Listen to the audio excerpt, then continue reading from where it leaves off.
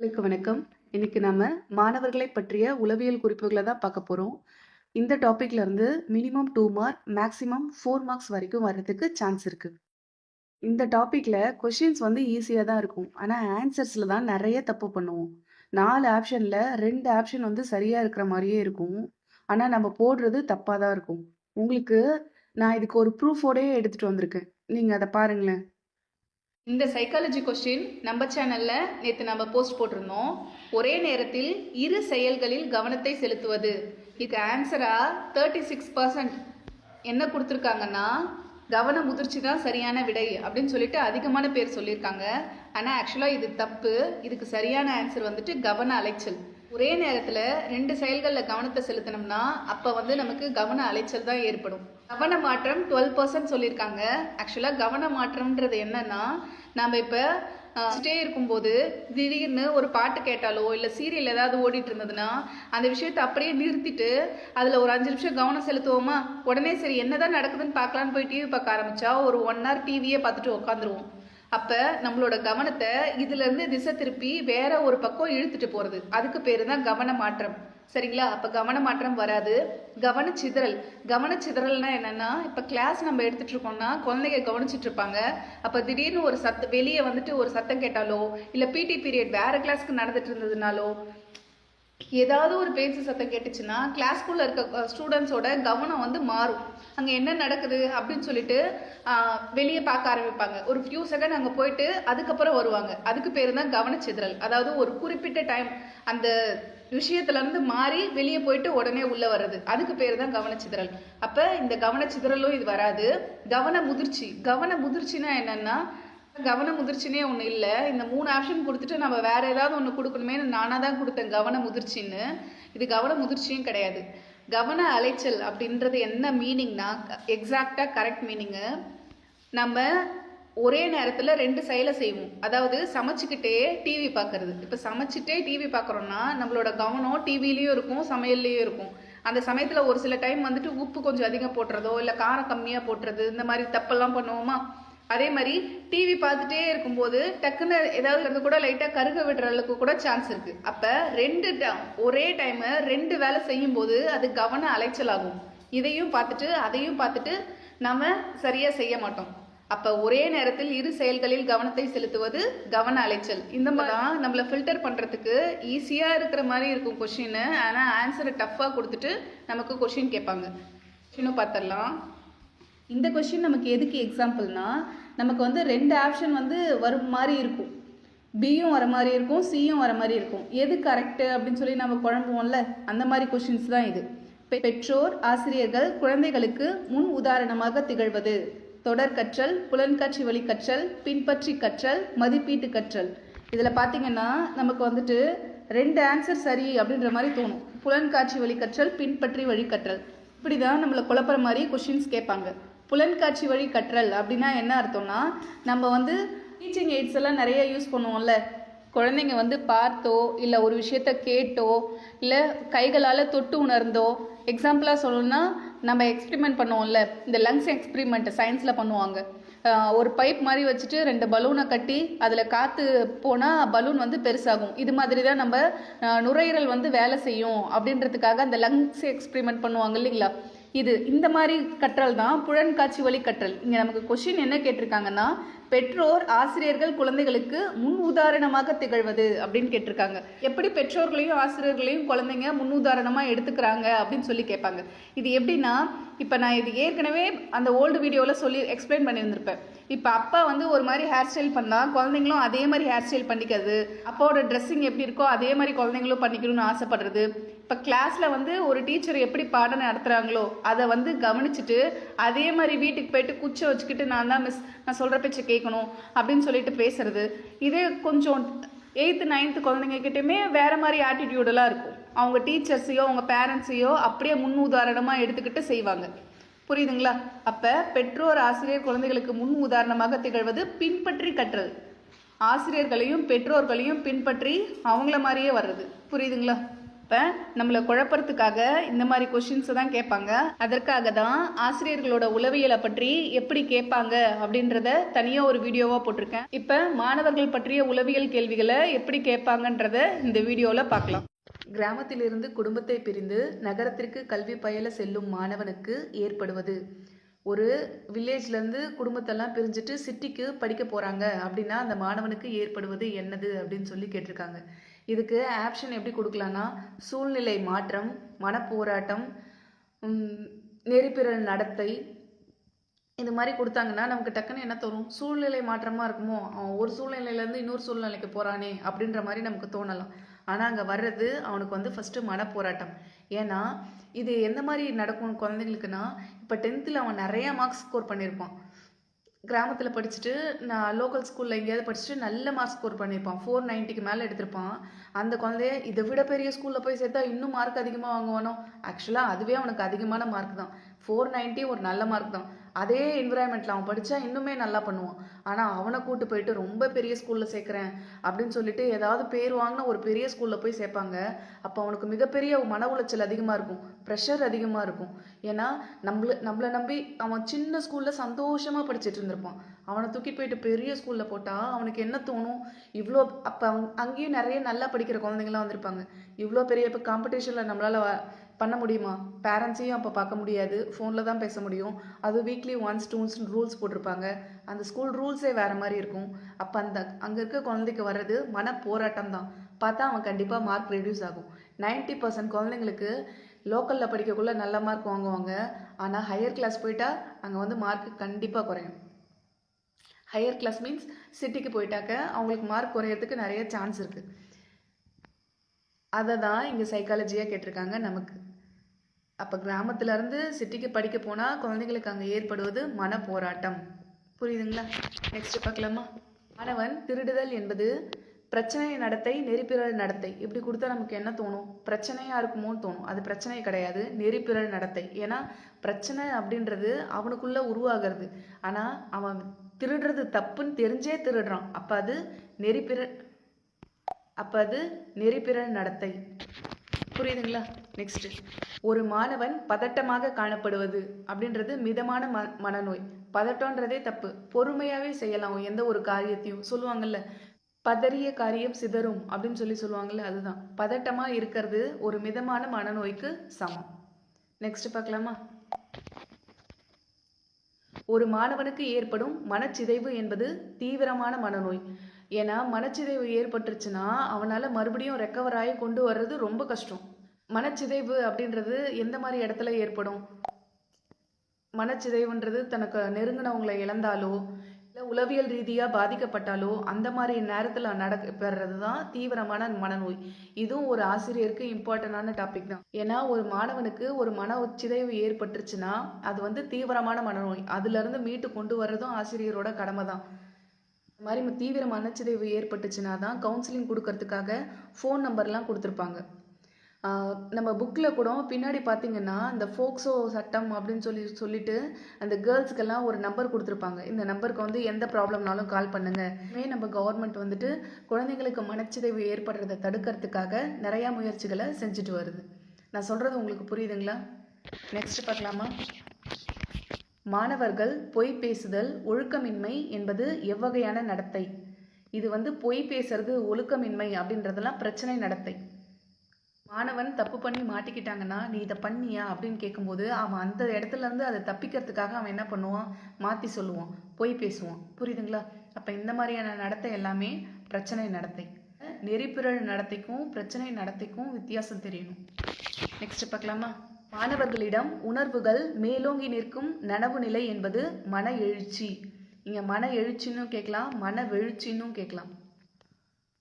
மன வெழுச்சின்னு கேட்டாலும் கரெக்டு தான். சரிங்களா? அதாவது எக்ஸாம்பிளாக சொல்லணும்னா இந்த சுதந்திர தினம், குடியரசு தினம் இந்த மாதிரிலாம் வரும்போது நம்ம ஸ்டேஜில் ஒரு ஸ்கிட் போடுவோமா? அந்த ஸ்கிட்டு வந்து நம்ம நாட்டுப்பற்றை பற்றி ஒரு ரொம்ப உணர்வு பூர்வமாக குழந்தைங்க ஏதாவது நடித்தாங்கன்னா அப்போ இருக்கிற அந்த குழந்தைங்களுக்குலாம் என்ன தோணும்? அப்பா நம்ம இந்தியாடா, நம்ம நாடுடா அப்படின்னு ஒரு மாதிரி உணர்வுகள் அதிகமாக இருக்கும்ல, அதுதான்.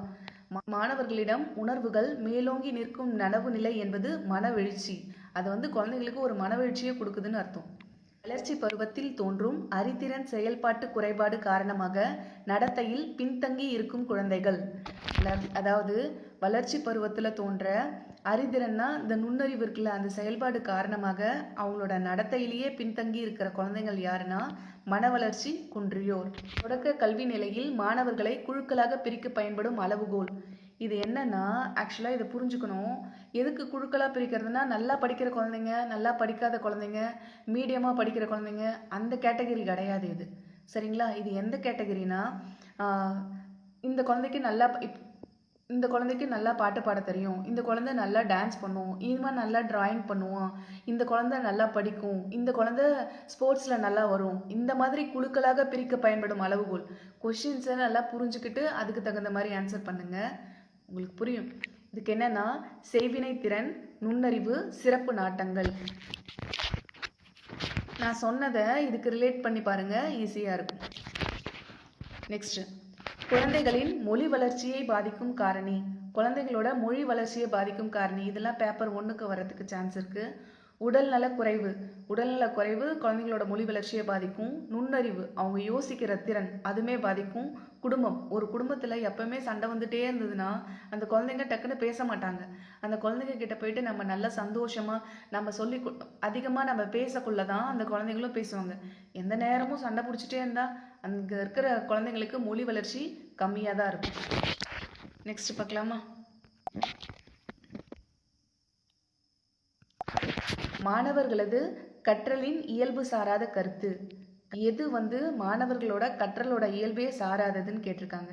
கற்றல் சிறப்பு பொருந்திய மாணவர்களிடம் மட்டுமே காணப்படும். அதாவது நல்லா படிக்கிற ஐக்கியூ அதிகமாக இருக்கிற குழந்தைங்க மட்டும்தான், அவங்கக்கிட்ட மட்டும்தான் கற்றல் இருக்கும் அப்படின்னு சொல்கிறது கற்றலின் இயல்பு சாராத கருத்து. இதை நோட் பண்ணி வச்சுக்கோங்க, இம்பார்ட்டன்ட். கற்றல் படிப்பு மட்டும் கிடையாது. ஓவியம் வரைகிறதும் ஒரு கற்றல் தான், டான்ஸ் ஆடுறதும் ஒரு கற்றல் தான், ஹேண்ட் ரைட்டிங் அழகாக எழுதுறது கூடமே ஒரு கற்றல் தான். எல்லா உயிர்களிடமே கற்றல் இருக்குது. கற்றல்ன்றது பொதுவானது. 2 குழந்தைகளில் ஒரு குழந்தை நன்கு தூங்கிய குழந்தை, மற்றொன்று தூங்காத குழந்தை. இவர்களில் கற்றலை ஒப்பிடுவதற்கு உதவும் முறை கட்டுப்படுத்தப்பட்ட உற்றுநோக்கல் முறை.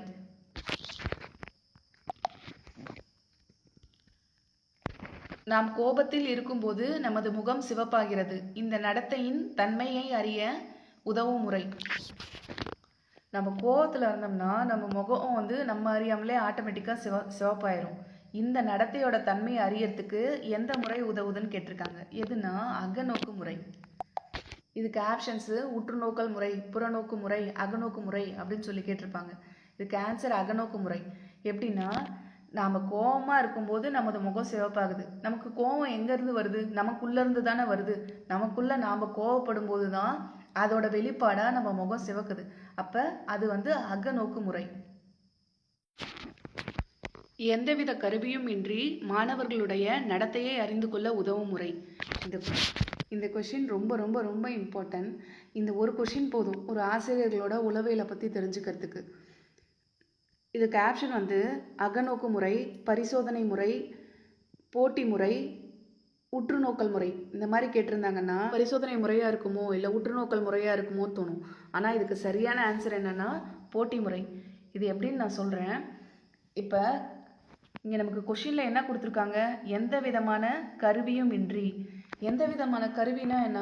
ஒருவேளை குச்சா இருக்குமோ, ஸ்கேலாக இருக்குமோ அப்படின்னு யோசிக்காதீங்க. நம்ம படிச்சிருப்போம்ல டீச்சிங் எய்ட்ஸ், அதாவது எந்த விதமான கருவியும் இன்றி அப்படின்னா கொஷின் பேப்பர் எதுவும் இல்லாமல், புக்ஸ் எதுவும் இல்லாமல், அவங்கள ஏதாவது எக்ஸ்பெரிமெண்ட் செய்ய வைக்கிறது, அந்த மாதிரி மெத்தட் எதுவுமே இல்லாமல் மாணவர்களோட நடத்தையை பற்றி இங்கே என்ன கொடுத்துருக்காங்க? நடத்தை. இந்த நடத்தையை பற்றி அறிந்து கொள்ளும் உதவும் முறை அப்படின்னு சொல்லி கேட்டிருக்காங்களா? நடத்தையை நம்ம தெரிஞ்சுக்கணுன்னா அதுக்கு பெஸ்ட் மெத்தட் போட்டி முறை. இப்போ ஒரு காம்படிஷன் வச்சாதான் அந்த குழந்தைங்க எப்படி நடந்துக்கிறாங்கன்னு தெரியும். ஒரு சில குழந்தைங்க தோத்துட்டாங்கன்னா அவங்களால அதை தாங்கவே முடியாது. அவங்களோட உணர்வுகளை ஆக்ரோஷமாக வெளிப்படுத்துவாங்க, கோவப்படுவாங்க, அப்பனோட டீம் கிட்ட போயிட்டு சண்டைக்கே போவாங்க. அப்போ அவனோட நடத்தையை தெரிஞ்சுக்கலாம். இன்னும் ஒரு சில குழந்தைங்க என்ன பண்ணுவாங்கன்னா, தோத்தாலும் ஜெயிச்சாலும் அப்பனோட டீமுக்கு ஹேண்ட்ஷேக் கொடுத்துட்டு நல்லா பண்ணால் நீங்கள் நல்லா பண்ணீங்க அப்படின்னு அப்ரிஷியேட் பண்ணுவாங்க. பொறுமையாக அந்த சுச்சுவேஷனை ஹேண்டில் பண்ணுவாங்க. அப்போ அவனோட நடத்தையை நம்ம தெரிஞ்சுக்க முடியும். இன்னொரு சில குழந்தைங்க என்ன பண்ணுவாங்கன்னா தன்னோட லீடர்ஷிப்பை காமிப்பாங்க. ஒரு குழுவாக இயங்கி நம்ம ஜெயிக்கிறதுக்கு என்னென்ன பண்ணணும் அப்படின்றத அந்த மற்ற குழந்தைங்களுக்கு சொல்லி கொடுத்து டீம் ஒர்க் பண்ணி ஜெயிப்பாங்க. அப்போ அவனோட லீடர்ஷிப்பை நம்மளால் தெரிஞ்சுக்க முடியும். இன்னும் ஒரு சில மாணவர்கள் வந்துட்டு எதுலையுமே இன்ட்ரெஸ்ட் காட்ட மாட்டாங்க, ஒதுங்கியாகவே இருப்பாங்க. இப்போ இந்த போட்டி முறை மூலமாக ஒவ்வொரு குழந்தைங்க கிட்ட இருக்கிற ஆளுமை வந்து வெளிப்படும். இப்போ புரியுதுங்களா? எந்த விதமான கருவியும் இன்றி மாணவர்களுடைய நடத்தையினை அறிந்து கொள்ள உதவும் முறை போட்டி முறை. நெக்ஸ்ட், அகநோக்கு முறையின் மூலம் தங்களது நடத்தையினை அறிந்து கொள்ள முடியாதவர்கள். அகநோக்கு முறைனா தன்னைத்தானே செல்ஃபா நமக்குள்ள இருக்கிற பிரச்சனை, நமக்குள்ள இருக்கிற ஒரு ஏக்கங்கள், ஆசைகள் எல்லாம் தானாகவே நோக்கு முறையின் மூலம் தங்களோட நடத்தையினை அறிந்து கொள்ள மாணவர்கள் மனநிலை குன்றியவர்கள், நெறிப்பிழல் நடத்தை உள்ளவர்கள். மனநிலை குன்றியவர்கள், நெறிப்பிழல் நடத்தை உள்ளவர்கள். ஓகே, இதில் எப்படி மாணவர்கள் வருவாங்க அப்படின்னு கேட்குறீங்களா? ஏன்னா குழந்தைங்களுக்கு எது சரி எது தப்புன்னு பிரித்தறிய முடியாது. நாம் இந்த வயசில் நம்ம யோசிப்போம், நாம் இது பண்ணது சரியா தப்பா அப்படின்னு நாம் உட்காந்து ஒரு 5 நிமிஷம் யோசிப்போம், நாமளே செல்ஃப் அனலைஸ் பண்ணிப்போம். ஆனால் குழந்தைங்களுக்கு அந்தளவுக்கு அதை யோசிக்கவே முடியாது. அவங்களோட வேர்ல்டே வேறு. படிக்கிறது, விளையாடுறது, வீட்டில் சொல்கிற பேச்சு கேட்கறது, இந்த மாதிரி சின்ன சின்ன விஷயங்களை நோக்கி போவாங்களே ஒழிய செல்ஃபாக உட்காந்து நம்ம பண்ணது சரியா தப்பா அப்படின்றது தன்னைத்தானே அவங்க வந்து யோசிக்க மாட்டாங்க. அப்போ அகநோக்கு முறையின் மூலம் தங்களது நடத்தையினை அறிந்து கொள்ள முடியாதவர்கள் மாணவர்கள், மனநிலை குன்றியவர்கள், நெறிப்பிறல் நடத்தை உள்ளவர்கள். மாணவர்களது வயதின் அடிப்படையில் பல்வேறு படிநிலைகள் அமைவது ஒழுக்க வளர்ச்சி.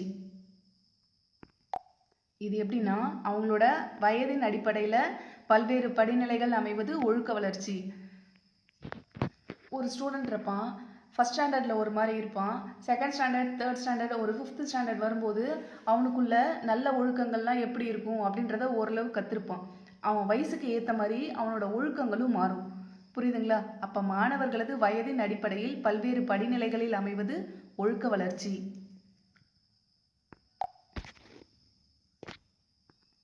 மாணவர்கள் தம் கற்பனையின் உதவி கொண்டு தாமே ஒரு சிறு கதை அல்லது கவிதையை படைத்தால் அது படைப்பு கற்பனை.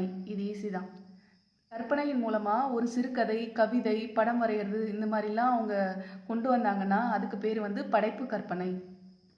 ஒரு மாணவன் இலக்கை அடைய முயலும் போது அவ்விலக்கை அடைய முடியாதபடி அவனுக்கு எதிரே சில தடைகள் குறுக்கிடும். ஆனால் அவன் செய்ய வேண்டியது. அவர்களுடைய இலக்கை அடைய முயலும் போது, அதாவது கிளாஸ் ஃபஸ்ட்டு வர்றதாகட்டும், இல்லை ஸ்போர்ட்ஸில் ரன்னிங்கில் ஃபஸ்ட்டு வர்றதாகட்டும், ஏதோ அவனுக்குள்ளே ஒரு இலக்கு இருக்கும். நீட் எக்ஸாமில் நல்ல மார்க் வாங்கணும் அப்படின்னு நினைக்கிறது கூட ஒரு இலக்கு தான். இந்த மாதிரி இலக்கை அடைய முயலும் போது அதை வந்து அடைய முடியாமல் தடுக்கிறதுக்கு சில தடைகள் இருக்கும். அந்த தடைகளை வந்து அவன் சரி பண்ணணுன்னா அவன் என்ன பண்ணணும்? அந்த தடைகளுக்குரிய பிரச்சனைகளை ஆராய்தல். அந்த பிரச்சனை என்னன்னு கண்டுபிடிச்சி அந்த பிரச்சனையை நிவர்த்தி பண்ணால் அவனோட இலக்கை அடைஞ்சிடலாம். தலைமுறை இடைவெளி எந்த பருவத்தினருக்குரிய பிரச்சனையாகும்? எந்த பருவத்தில் இருக்கவங்களுக்கு தலைமுறை இடைவெளி பிரச்சனையாகும்னா பின் குமர பருவம். இது கேட்பாங்க. குமரப்பருவம், முன்குமரப்பருவம், பின் குமரப்பருவம் அப்படின்னு கொடுத்துட்டு இன்னொரு ஆப்ஷன் வேற ஏதாவது கேட்பாங்க. இப்படி கொடுத்தாங்கன்னா அது வந்து பின் குமர பருவம். அவர்களுக்கு வளம் அளிக்கும் திட்டம் யாருக்காக அறிமுகப்படுத்தப்பட்டது? யாருக்குன்னா கற்றலில் பின்தங்கிய சிறுவர்களுக்காக. இதுக்கு ஆக்சுவலாக நான் கொஸ்டின்ஸ் மென்ஷன் பண்ணல போல, நான் சொல்கிறேன், அப்படியே எழுதிக்கோங்க. கல்வியின் தற்போதைய அமைப்பு எதை மையமாக கொண்டது? கல்வியின் தற்போதைய அமைப்பு எதை மையமாக கொண்டது அப்படின்னு நோட் பண்ணிக்கோங்க. ஏன்னா இது இம்பார்ட்டன்ட் கொஸ்டின் தான். நமக்கு ஆப்ஷனில் எப்படி கேட்பாங்கன்னா, ஆசிரியர்களை மையமாக கொண்டது, மாணவர்களை மையமாக கொண்டது, சமூகத்தை மையமாக கொண்டது அப்படின்னு சொல்லி கேட்டாங்கன்னா அது வந்து இப்போ இருக்கிற கல்வி அமைப்பு வந்துட்டு மாணவர்களை மையமாக கொண்டது. சரிங்களா? ஏன்னா நமக்கு தோணும் சமூகத்தை மையமாக கொண்டதோ, ஏன்னா சமூகத்துக்கு வந்து நல்லது செய்யணும் அப்படின்றதுக்காக சமூகத்தை மையமாக கொண்டதான்னு தோணலாம். ஆனால் இப்போ இருக்க கல்வி அமைப்பு வந்துட்டு மாணவர்களை மையமாக கொண்டு தான் இயங்கிட்டு இருக்கு. அதனால தான் அவங்களுக்காக நிறைய ஸ்கீம் கொண்டு வந்திருக்காங்க. காலை சத்துணவு திட்டம், நான் முதல்வர் திட்டம், இன்னும் நிறைய திட்டங்களை கொண்டு வந்திருக்காங்க. சரிங்களா? மாணவர்கள் பற்றிய உளவியல்ல 20 இம்பார்ட்டன்ட் கொஷின் பார்த்துட்டோம். இன்னொரு டாப்பிக்கும் இருக்குது. ஆசிரியர்கள், சிறந்த ஆசிரியர்கள் பற்றி உளவியல் அறியறதுக்கு எந்த மாதிரி கொஷின் கேட்பாங்க அப்படின்றதையும் நான் ஏற்கனவே 2 வீடியோ போஸ்ட் பண்ணியிருக்கேன். ஆனால் அது வந்துட்டு நான் எழுத்து வடிவில் கொடுக்கல. அதை வந்து நீங்கள் கேட்டு புரிஞ்சுக்கிட்டாவே போதும் அப்படின்னு சொல்லிட்டு ஆடியோவாக தான் இருக்கும். அதை நீங்கள் நல்லா கவனிங்க. கண்டிப்பாக அதுலேருந்து கொஷின் கேட்க நிறைய சான்ஸ் இருக்குது. ஏன்னா மாணவர்களை பற்றி மட்டும் கேட்க மாட்டாங்க, ஆசிரியர்களோட உளவியலும் எப்படி இருக்குது அப்படின்னு சொல்லி தெரிஞ்சுக்கிறதுக்காக நிறைய கொஷின்ஸ் கேட்பாங்க. பார்க்காதவங்க கண்டிப்பாக அந்த வீடியோவையும் பார்த்துருங்க. இது போல் பயனுள்ள முக்கியமான வீடியோக்களை பார்க்குறதுக்கு நம்ம சேனலை சப்ஸ்கிரைப் பண்ணி வச்சுக்கோங்க. அப்போ தான் நான் போடுற வீடியோ எல்லாமே உங்களுக்கு உடனே வந்து கிடைக்கும். நல்லதே செய்வோம், நல்லதே நடக்கும். நன்றி.